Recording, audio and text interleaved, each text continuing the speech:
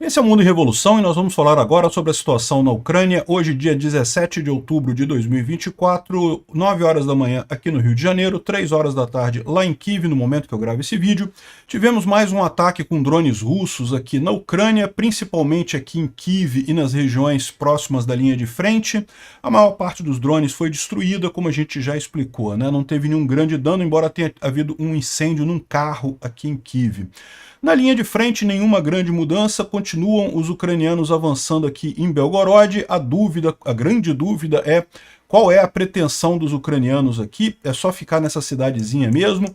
Ou eles vão tentar ameaçar a linha de abastecimento aqui da frente russa aqui em Kharkiv, né? Pode ser uma estratégia muito interessante, mas não teve nenhuma mudança na linha de frente significativa de ontem para hoje, né?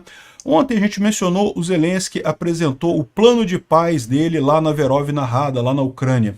E hoje ele foi lá na comunidade europeia, foi lá na Europa, aproveitou que o Biden está lá, tem um monte de gente lá na comunidade europeia, e ele apresentou o plano de paz da Ucrânia na comunidade europeia, né? E chamou atenção um ponto especial. Eu cheguei a mencionar ontem que o Zelensky falou que entendia a entrada da Ucrânia na OTAN como uma parte fundamental desse plano de paz, exatamente para evitar a escalada nuclear, né?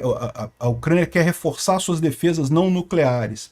E o que estava embutido nesse negócio era uma ameaça, né? Que eu já mencionei para vocês. A Ucrânia tem capacidade de fazer a bomba nuclear, a Ucrânia já fez bombas nucleares no passado, ela tem tecnologia, tem capacidade de fazer isso, né? E de certa forma o que a Ucrânia está percebendo é que na verdade ela se ferrou nessa história de ter acreditado nos Estados Unidos e ter entregue as armas nucleares para evitar qualquer coisa. Se a Ucrânia fosse uma potência nuclear hoje, dificilmente a Rússia teria invadido a Crimeia, teria invadido Luhansk, Donetsk, coisa e tal, né? Então, na verdade, esse plano de paz do Zelensky embute uma ameaça sutil até pouco tempo atrás, porque agora ele tornou explícita. Ele falou agora lá na Europa que ou a Ucrânia entra para a OTAN ou a Ucrânia vai desenvolver bomba nuclear. E ponto final.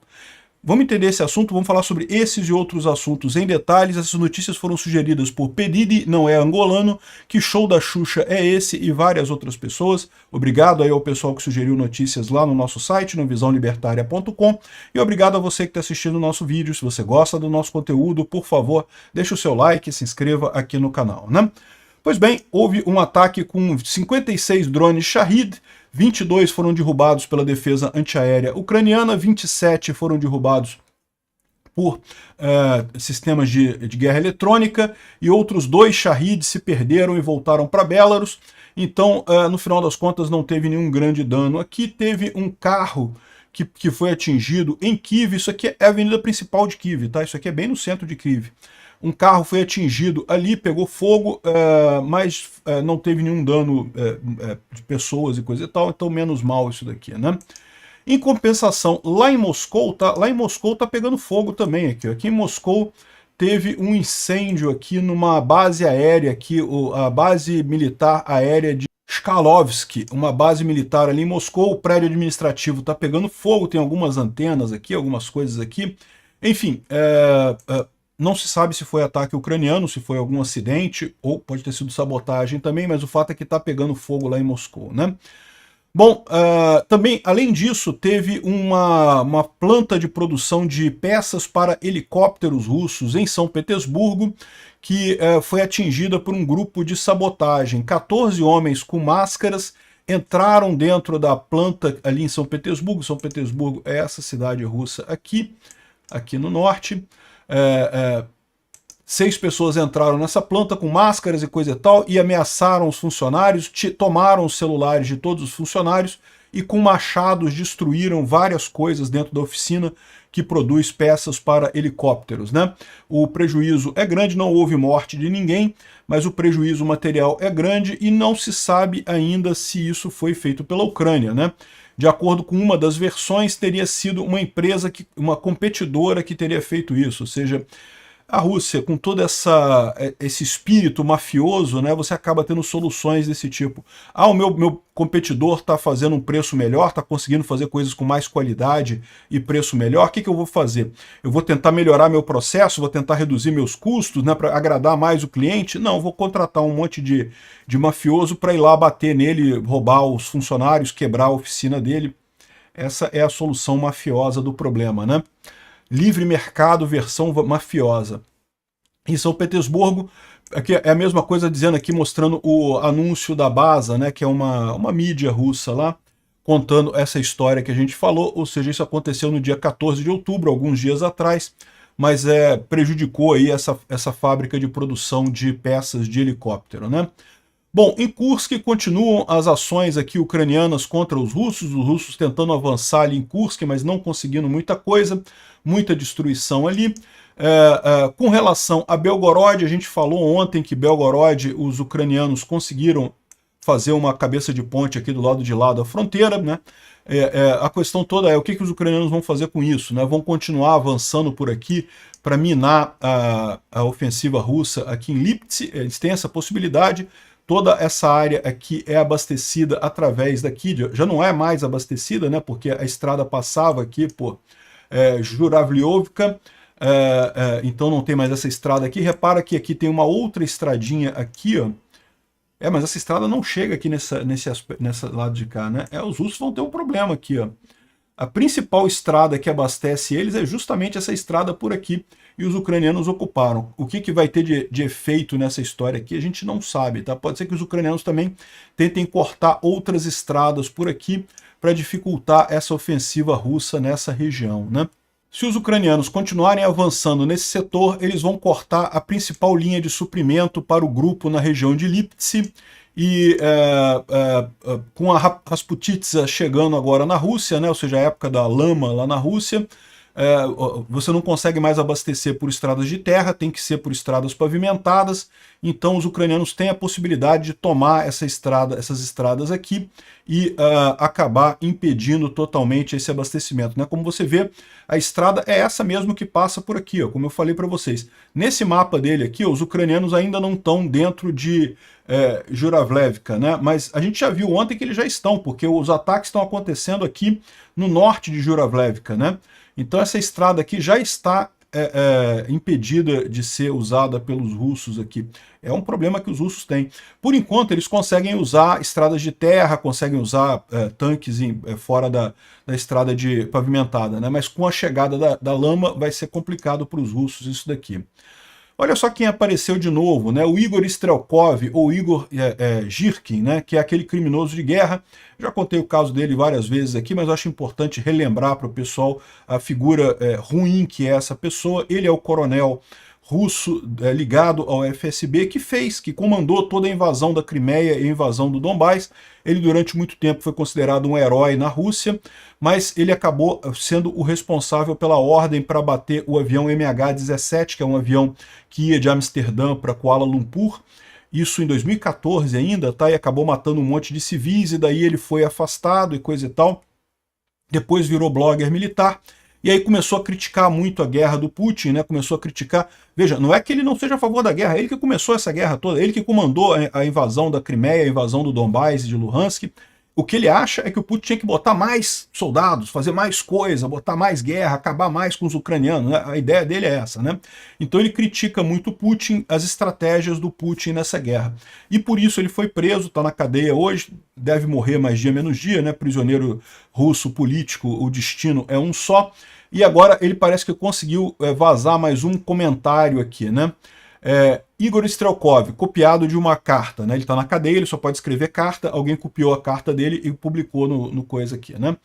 De forma geral, nada inesperado para mim está acontecendo no fronte nos primeiros dias de outubro. O inimigo abandonou parte do saliente de Vuhledar que já estava se tornando muito difícil para eles defenderem devido ao cerco pelo norte, né? Mais uma vez, o inimigo liberou uma cidade própria, o inimigo, no caso, lembra, são os ucranianos, né? O cara é russo, né? Sem ser derrotado, ou seja, sem ser cercado. Agora, os ucranianos vão consolidar uma linha de frente mais curta ali no noroeste, em geral ao sul de Donetsk. O inimigo tem o principal ponto defensivo é Kurakhove, né? E a área fortificada em torno de Kurakhove. Os ucranianos vão lutar especialmente com muita força por isso. Porque enquanto isso continuar, enquanto Kurakhove continuar na mão dos ucranianos, os ucranianos manterão um ponto de apoio para um futuro ataque em Donetsk, né? E tem em mente que é para o futuro isso, né? No momento, ele diz que as forças russas estão conseguindo avançar em Donetsk, estão com a iniciativa e coisa e tal, e os ucranianos não podem ser, não é falta dos ucranianos isso, mas eles estão mantendo isso lá porque eles sabem que no futuro vão tentar retomar Donetsk, né? Tem muito pouco tempo antes que comece a temporada da lama, né? Então, no final das contas, a campanha de verão e outono pode ser considerada terminada. Alguns resultados podem ser tomados, embora eu ainda acredite que os ucranianos possam fazer alguma coisa antes do início da temporada de lama, né? De forma geral, a campanha terminou em um empate do ponto de vista militar. As forças armadas russas foram incapazes de criar uma zona buffer em Kharkiv. Ou seja, repara o que ele está falando aqui, né? Embora muita russete por aí está falando, não, que a Rússia está avançando todo dia, toma uma cidade, não sei o que lá e coisa e tal, mas é aquilo que eu falei, se você pegar tudo que a Rússia avançou em termos de território ucraniano e subtrair o que os ucranianos avançaram em Kursk, ficou empate, ninguém avançou nada, né? O que os ucranianos tomaram lá em Kursk é mais do que os russos avançaram na Ucrânia. E a diferença foi, os russos fizeram esse avanço a um custo enorme, morrendo um monte de soldado russo, devagarzinho, né, destruindo as cidades completamente, devagarzinho, morrendo muito soldado russo, tomaram devagarzinho a coisa.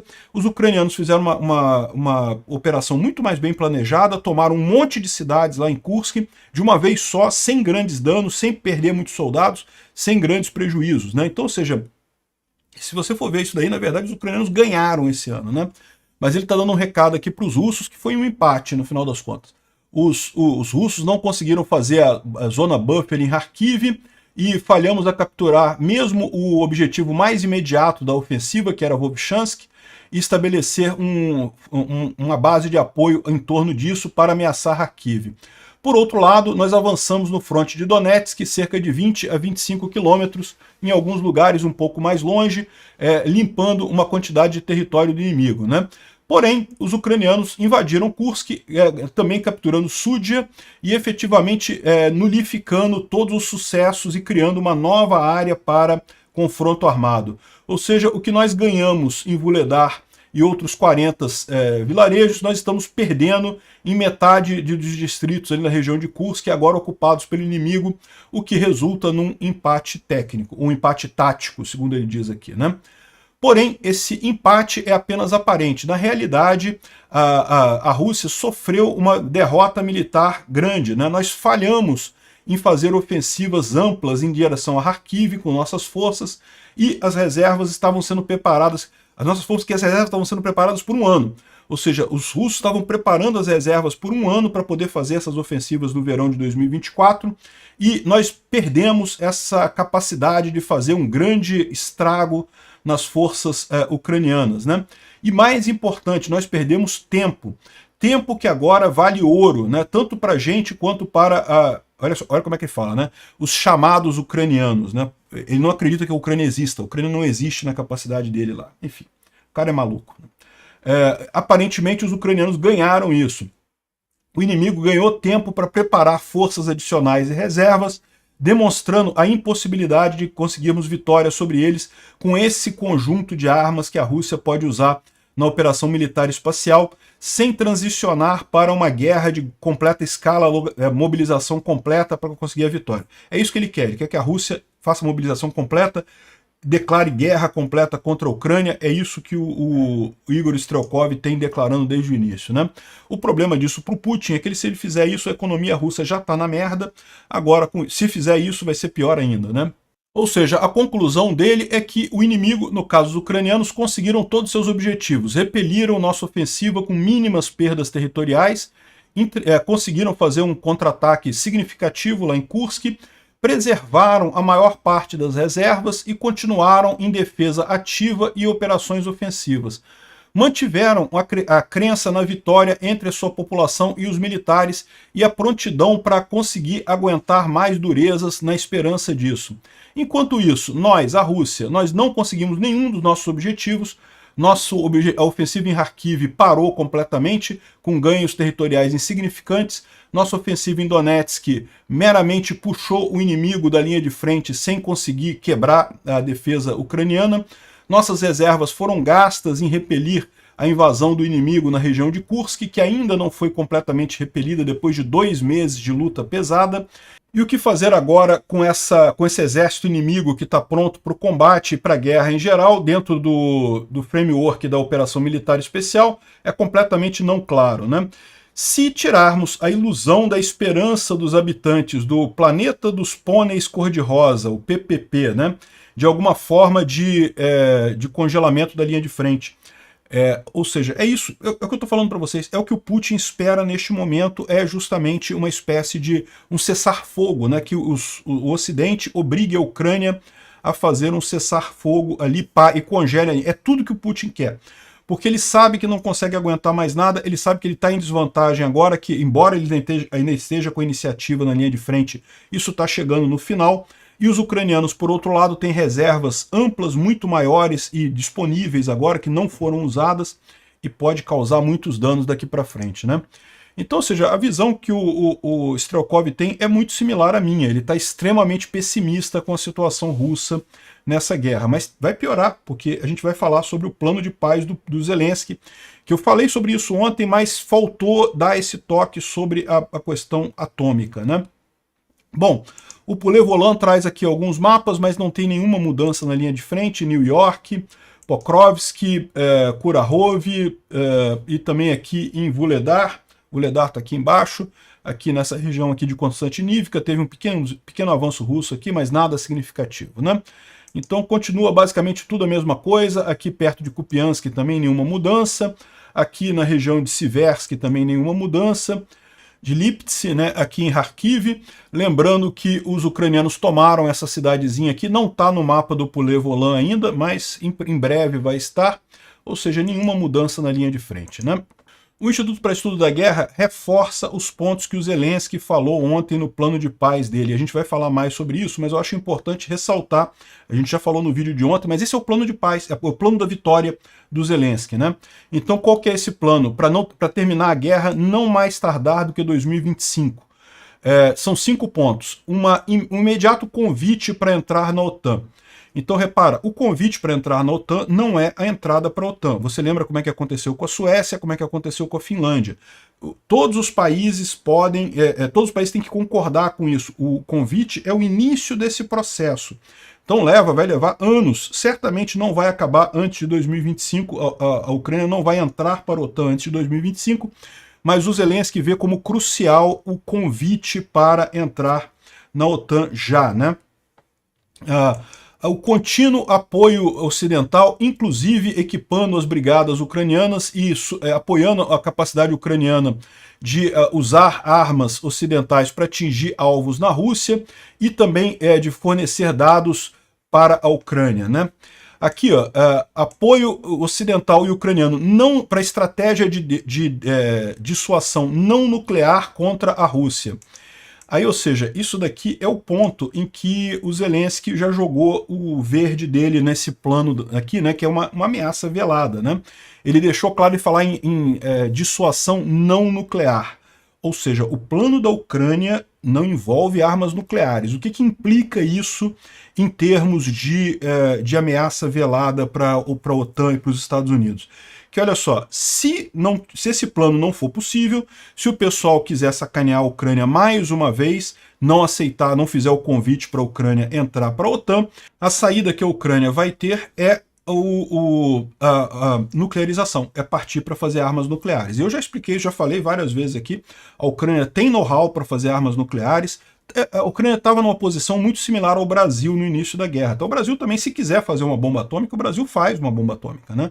A tecnologia para fazer bomba atômica o Brasil tem, capacidade de enriquecimento de urânio o Brasil tem, se o Brasil quiser ele faz. É que o Brasil não interessa, por quê? Porque está no Tratado de Não Proliferação Nuclear. Eu acho mesmo que não interessa para ninguém fazer bomba atômica, uma besteira no final das contas. A saída é sempre comércio, é sempre transações, transacional máximo, com o máximo de pessoas, então usar bomba atômica é uma besteira, mas para pensar do ponto de vista da Ucrânia, né? A Ucrânia tem essa capacidade, precisaria de uns 2 anos para desenvolver a bomba atômica. No que os russos invadiram em fevereiro de 2022, o que você faria se você fosse um militar ucraniano nessa situação?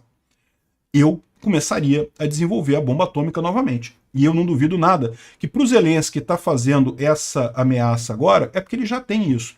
Talvez não tenham testado ainda, talvez ainda não tenham chegado no tempo de teste da bomba atômica, porque para você fazer a bomba você tem que testar a bomba, né? Não é só construir ela, tem que ser testada em algum momento o pessoal vai saber. Mas fazer uma ameaça velada como essa que o Zelensky fez gera um outro problema. Por quê? Porque você pode ter a situação de que a Ucrânia vai fazer bombas atômicas, então é melhor destruir a Ucrânia de uma vez antes deles terem a bomba atômica. Então, para fazer essa ameaça que o Zelensky está fazendo, e ele só está fazendo isso agora, é porque provavelmente a Ucrânia já está num estágio muito avançado de desenvolvimento da bomba, já está pronta para testar uma bomba atômica e congelar essa guerra. Talvez seja, na verdade, essa a estratégia ucraniana para chegar na paz, o plano de paz do Zelensky. Vamos explodir uma bomba e aí pronto, aí mostra a coisa. Mas ele não quer explodir um teste. Fazer um teste, agora pronto, todo mundo tem bomba atômica. E aí, qual vai ser o futuro da Rússia na Ucrânia, né? É lógico, isso ainda gera um monte de preocupações.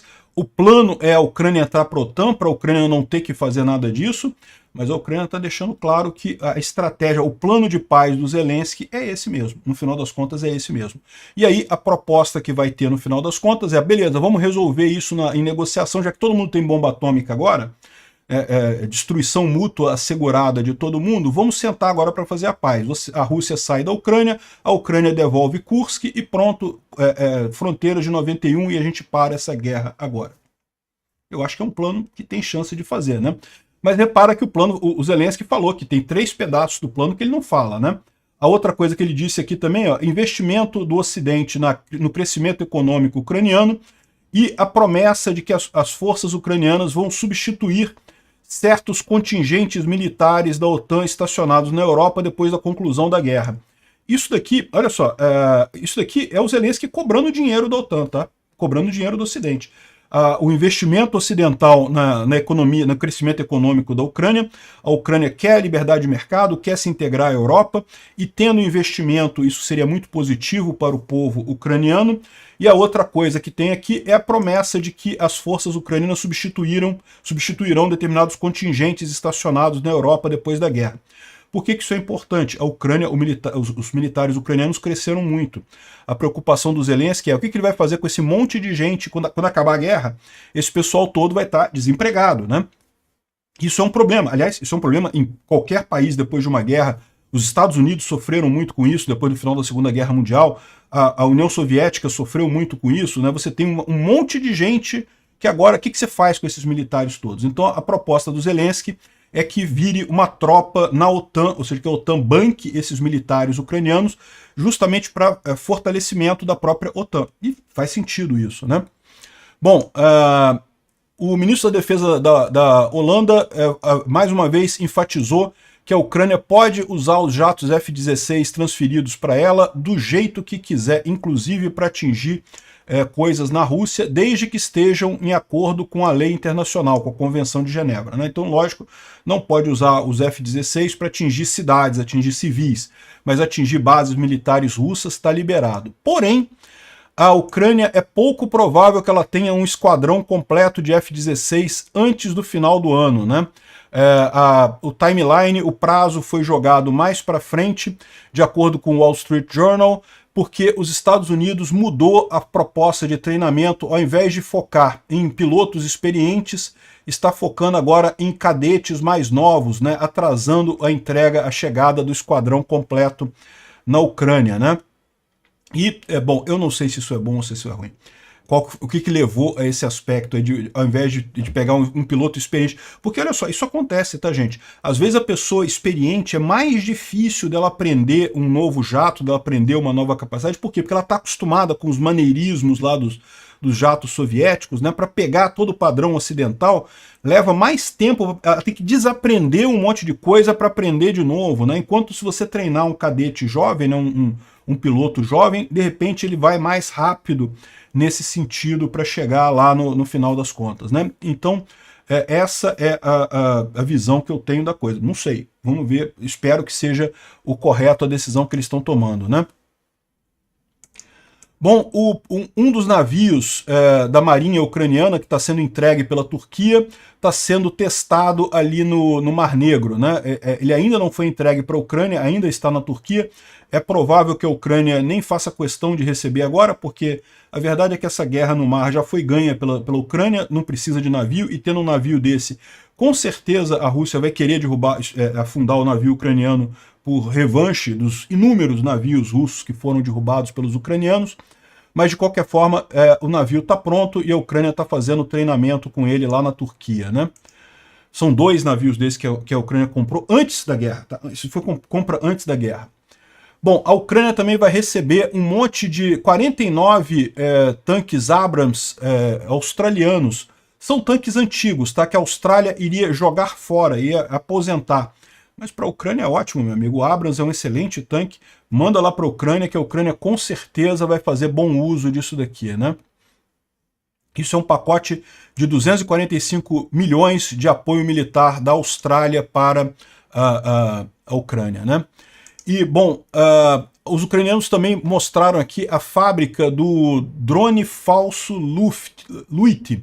O Luit é um dos drones ucranianos que consegue atingir muito fundo na retaguarda russa, e um dos segredos é que toda vez que os ucranianos atacam esses alvos na retaguarda russa, uma boa parte dos drones é falso, na verdade, né? É usado justamente para a defesa antiaérea russa tentar derrubar eles, e aí quando chegam os verdadeiros, a defesa já não consegue mais, né? Então, uma boa parte deles é falso, tá aqui, ó.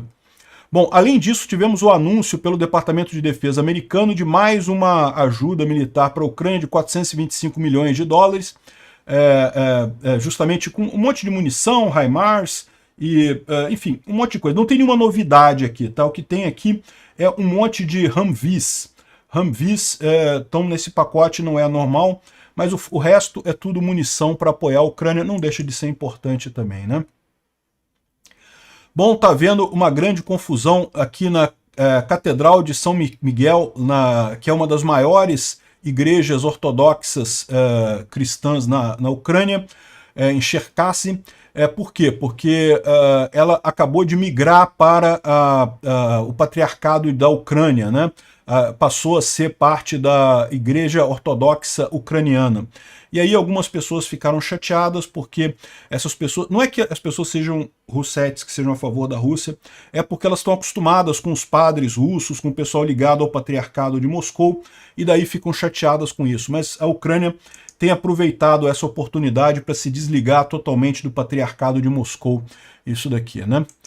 E, bom, olha só que coisa curiosa, né? Tem até um jornal russo hoje, um editorial no jornal russo, que fala que nós precisamos parar de acreditar na ideia que a grandeza russa depende de uma unificação com a Ucrânia e perguntar se não é mais importante um framework internacional para coexistência pacífica e não para ser tudo reconstruído depois das ruínas da Terceira Guerra Mundial. Eu acho que o pessoal lá na Rússia já recebeu o recado de que a Ucrânia tem armas nucleares e que, portanto, a coisa toda tem que ser medida em outro patamar agora, né? O pessoal já está preparando os russos para uma negociação de paz, que é a etapa que o Zelensky falou que haveria, em que vai ser trocado o Kursk pelas áreas invadidas da Ucrânia, e fica tudo na mesma, e pronto, e acabou. E é um acordo de paz. Ninguém perdeu a guerra. A Rússia pode voltar para lá, conseguiu desnazificar a Ucrânia. Uhul! Né? Desnazificar a Ucrânia. Nunca teve nazista na Ucrânia, na verdade, mas enfim, eles podem dizer essa lorota lá para os russos e acabar com essa lambança toda, né? E, bom, o Zelensky chegou lá na Europa agora para falar sobre esse plano de paz dele, né? E agora, né, essa coisa que era velada, que era uma coisa, né, estava subentendido a questão nuclear ali, ele não falou explicitamente nada da questão nuclear, mas aparentemente esse é o plano de paz ucraniano, né? Aqui, ó, tá aqui o Globo falando que os Estados Unidos anunciaram um novo pacote de 425 milhões para a Ucrânia e o Zelensky apresentou o plano da vitória, entre aspas, né? Porque, né, entre aspas, porque o Globo é russete pra caramba e acha que não tem como a Ucrânia vai vencer a Rússia é invencível e não sei o que lá. Esse pessoal vem falando essa lorota desde o início.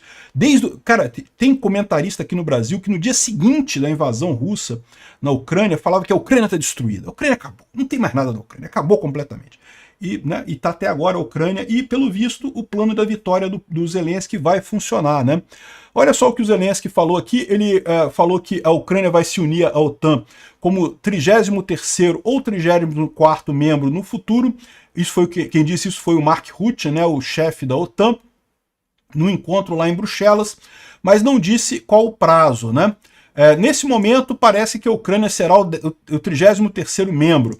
Talvez algum outro consiga entrar na frente deles, mas a Ucrânia será um membro da OTAN no futuro. Só que o Zelensky quer mais que isso, o Zelensky quer o início do processo, quer o convite formal, né? E a coisa agora foi colocada na mesa, tá? Porque, olha só, o Zelensky falou lá em Bruxelas que numa conversa com o Donald Trump, e aqui eu acho que tem um outro ponto importante também, eu estou vendo muita gente criticando o Trump com relação à Ucrânia, e eu acho justíssimo, mas o pessoal tem que lembrar que existe a possibilidade do Trump ganhar. E isso vai continuar, a guerra vai continuar. Vai tudo continuar, os Estados Unidos vai continuar ajudando a Ucrânia, mesmo com o Trump presidente dos Estados Unidos. Então, ou seja, o Zelensky já está preparando o pessoal para essa visão de que, olha só, tudo bem, todo mundo batendo no Trump, criticando o Trump, muitos ucranianos criticando o Trump, mas o pessoal tem que lembrar que pode ser que daqui a pouco, no dia 6 de novembro agora de 2024, a gente tenha que começar a elogiar o Trump, a conversar com o Trump, a pedir coisas para o Trump. Vai ser o futuro da Ucrânia, não tem outra alternativa, né? Enfim, em uma conversa com o Trump, o Zelensky disse que ou a Ucrânia terá armas nucleares ou a OTAN. Para o tempo próximo, para o futuro próximo, nós estamos escolhendo a OTAN. Ou seja, no final das contas, o que ele está dizendo aqui da conversa dele com o Trump, ele explicitou aquela ameaça que ele fez sutilmente no plano da vitória dele. Mas, de novo, o que eu reforço para vocês você não pode fazer uma ameaça do tipo, eu vou fazer armas nucleares. O Irã fez isso. O Irã ameaçou, e vamos perseguir uma arma nuclear, vamos ter uma arma nuclear. O que aconteceu? O pessoal que tem mais capacidade foi lá e destruiu todas as instalações iranianas de produção de armas nucleares, né? Então não se pode fazer essa ameaça, eu vou fazer uma bomba. O que você pode falar eu já tenho a bomba pronta. E provavelmente é isso que o Zelensky está falando, né? Que estados nucleares sofreram? Ninguém, com exceção da Ucrânia, que abriu mão de suas armas nucleares.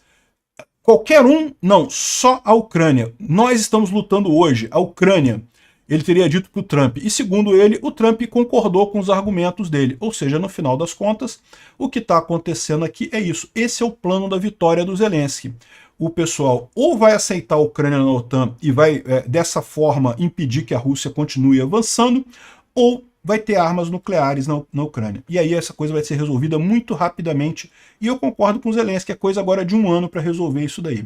Basta a Ucrânia fazer um teste nuclear no território dela, basta a Ucrânia expor a doutrina nuclear dela de forma bastante clara, e pronto, né? Não tem mais o que fazer nessa guerra, o Putin perdeu a guerra, resta ele botar o rabinho entre as pernas e tirar as tropas dele da Ucrânia. Obrigado por assistir o vídeo até o final. Se gostou do conteúdo, não esqueça de deixar o seu like, isso ajuda o canal a crescer e a chegar para mais gente. Se não gostou, deixe o dislike e explique nos comentários como podemos melhorar. Comente também sugestões de temas que podemos trazer por aqui. Comentários insultuosos ou defendendo ditaduras e criminosos de guerra serão sumariamente bloqueados. Agradeço a compreensão. Se ainda não é inscrito no canal, considere se inscrever clicando no botão inscrever-se abaixo e marcando a campainha para todos os avisos.